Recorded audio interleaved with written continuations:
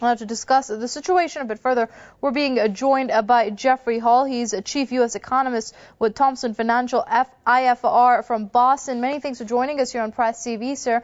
Now, why do you think the debt deal has failed to ease pressure on the U.S. stock markets, first of all? Well, I think we've said on this program that the debt deal was probably going to be an 11th hour solution, and that's what we ended up with. It was resolved today. But there were many other factors that were buffeting investor confidence, and one was the fact that we really have not solved whether the U.S. Sovereign debt rating will undergo a downgrade by one or more of the premier ratings agencies. Fitch came out today saying that they would not change the debt rating. A German firm called Ferry had said, again, reiterated their June position that they would downgrade the U.S. There's a China ratings agency that has already said that they would as well downgrade the U.S.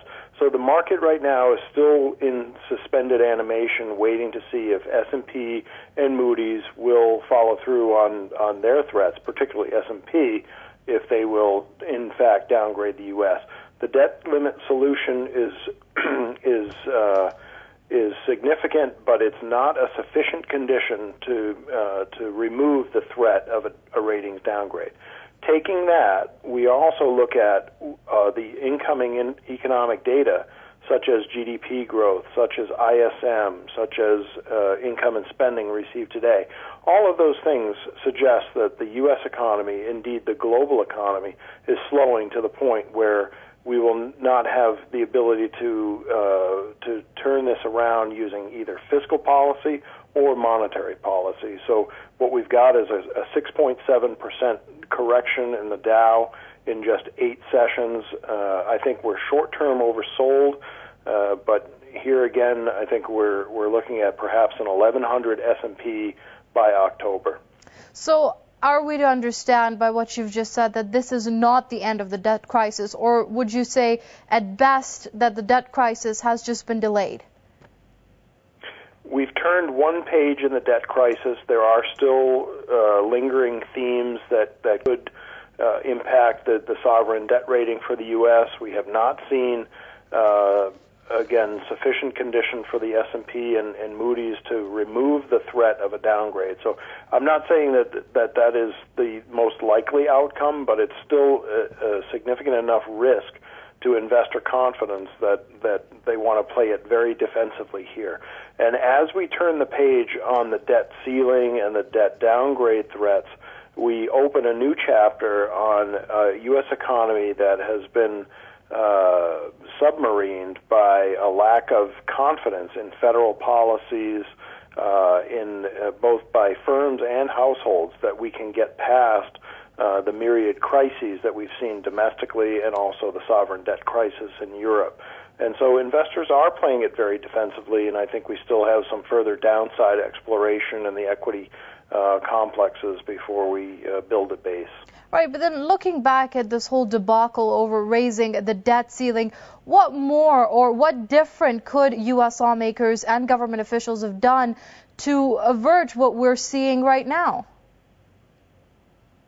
Well, keep in mind, the U.S. has been operating without a legislated budget for about 800 days, and that has created uncertainty not just for domestic businesses and households, but for offshore investors as well. And so even though we've got a debt solution for the short term, there are significant concerns in both the medium and long term that the U.S. has its fiscal house in order. And without that guarantee, there remains sufficient worry and apathy toward investment in the U.S. because there's not a guarantee of return of capital, never mind a return on the capital. Right, just very quickly, if you can, before I let you go, this new deal does not tax the rich. Why did Obama agree to that? Well, I think that the U.S. needs to find some solutions, and this debt limit solution is not a final solution. Keep in mind that there are some triggers that will take place if if Congress and the President cannot agree on deficit reduction measures by December, there are some automatic stabilizers that are going to make it, to bring more revenues in and to limit spending even more. The fact that Obama did not sign off on tax increases shows that he is less willing to, he needs to make a compromise with the Republican-held Congress right now, particularly in the House. And, this whole debt limit solution has been about compromise. And if you were to ask me to score it, whether the Republicans or the Democrats won, or whether the Congress or the President won, I would say that the Republicans in the House have provided the best of a bad set of circumstances. And so it's not palatable for any of us right now. But as we've seen with Greece and with other sovereigns who are facing debt crises, we have to make some tough decisions. We have to make some tough compromises. And, I applaud both sides for being willing and able to make compromises that result in a solution before a debt default and hopefully before a debt downgrade.